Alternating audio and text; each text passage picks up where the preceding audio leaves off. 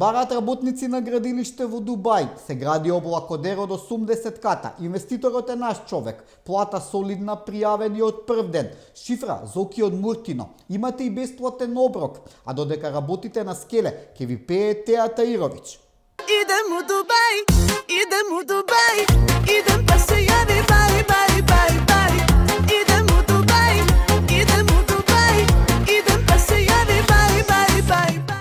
Нашиот поранешен премиер стана бизнисмен. Нека му е со среќа. Во стилот на шеиците од Дубај и Зоки почна да гради зграда, да врти парата. Откако со Филипче отидоа на журка со Хариџиновиќ, не се излезени од Дубај. Оваа вест дека Заеви градат зграда во Дубај ја објави бугарската агенција БГНС. Ви текнува кои беа тие? Оние за кои Заев го даде славното интервју дека македонците и бугарите имаат заедничка историја. Познато е дека БГНС е контролирана од бугарските служби, што значи дека информацијата е 102,3% точна. Кој знае дали обвинителството на Љупчо Коцевски има разбрано за инвестицијата на Заев, па подопрен глас да го викне да даде исказ, а Заев не е учен да оди кај обвинители, туку по негова нарачка беа викани луѓе. Додека не го смениле Коцевски за да се пофали дека нешто сработил, може да се повика на законот за девисно работење и за конфискација на имот. А кога се работи за почитување на законите, Заеви се први, им нема равен. Заев уште со цел памет зел да демантира додека неговата внука Ева Заева на ВЦД позира на Инстаграм качена на врвот на некоја зграда во Дубај. Убава таа на Чичо. Или пак ќерка му Александра лета со подобран на Дубај. Живот си живеат. Пред неколку емисии реков дека лидерите од коалицијата вреди се просто изгорени да бидат како оние од Дуј. Обожаваат да ги имитираат. Еве градоначалникот на Тетово Билал Касами и министерот за здравство Арбен Таравари уценуваат за поддршка за промена на грбот дека ќе мора да се промени државната химна.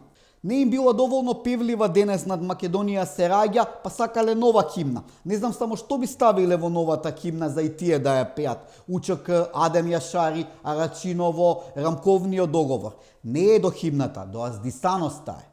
Еве на Попова шапка се славеше денот на независноста на Косово. Градоначалникот на Тетово Билал Касами ги повика граѓаните да ја посетат Кодра Едиелит. Оваа Кодра во Македонија е или на Косово? Погледнете ја поканата на Алберто Томба од Тетово.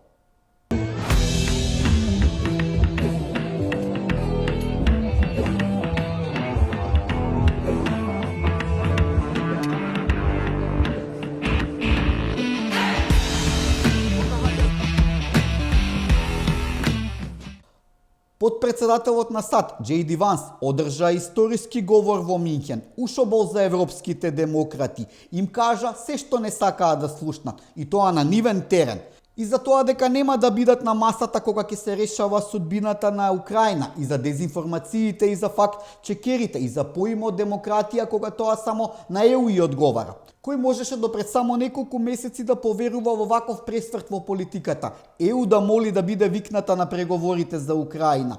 На крајот на ЕУ ќе и остане само да ја плати сметката. Работите се менуваат, за среќа на подобро. I will admit that sometimes the loudest voices for censorship have come not from within Europe, but from within my own country, where the prior administration threatened and bullied social media companies to censor so-called misinformation. Војната во Украина кај да ќе заврши. Билансот е разрушена држава, без 20% од својата територија, а згора на тоа ретките минерали ќе треба да ги дадат на управување на Америка. Ќе ја делат Украина како Македонија во Букуреш 914. Па браво Зеленски, народот ќе ти суди. Кога тогаш?